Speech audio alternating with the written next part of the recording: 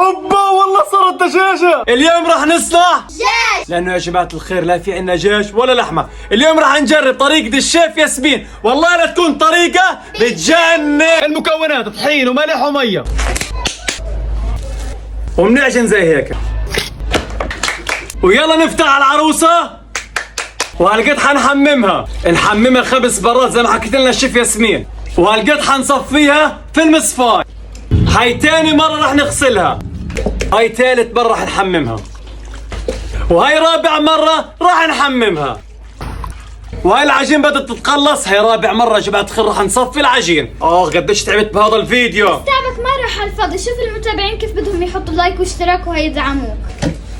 اوبا وهيك فصلنا النشا عن العجين، وهالقد حنقطعها. وهيك قطعناها وحان وقت التجديد. وهالقد حنحمرها من الجهتين، وهالقد حنلف الجيشة نغليها لمدة ساعة. وهيك خلصت. اوبا كيف طعمه يا فايز؟ ويلا دور ادوق. والله دجاج. والله يا جماعة الصراحة الوصفة بتجنن.